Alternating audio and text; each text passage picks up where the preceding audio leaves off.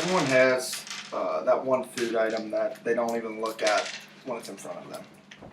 Or maybe you have the ability to love everything there is to offer with food, but in my opinion, that's a serious talent. Well, for me, the tomato is just that. I'd rather skydive than put a tomato in my mouth. But this week, I faced that fear. So many emotions ran through my body, and before I even put it in my mouth, I was ready to throw up. Today I'm going to tell you about this experience through 3 stages. The 3 stages that I'll break this up into is the pre-tomato eating, during the taste test, and the result of the taste test.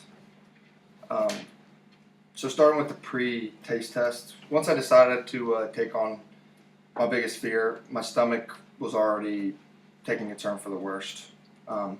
Once I saw the tomato, I began to question my decision. I started to gag, and I really was close to not doing it. At that point, I knew I had to commit because, it's always something that I've wanted to try, but just know it's not for me. Once I really committed, that's when it took a real turn for the worst.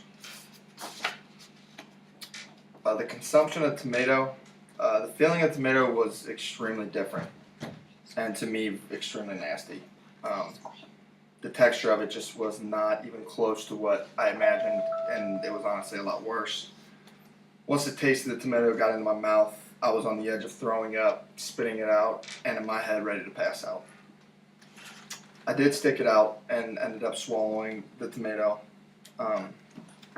As soon as it got to my stomach, I sprinted to the nearest water in the house because the taste of it in my mouth had to get out.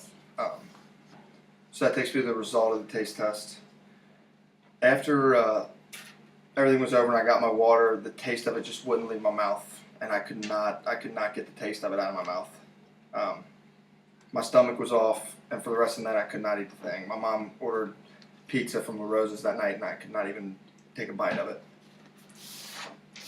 So in conclusion, overall, I'm happy I gave the tomato a try, but it's never going to happen again. The different emotions going through my body were not okay when you're talking about eating a food.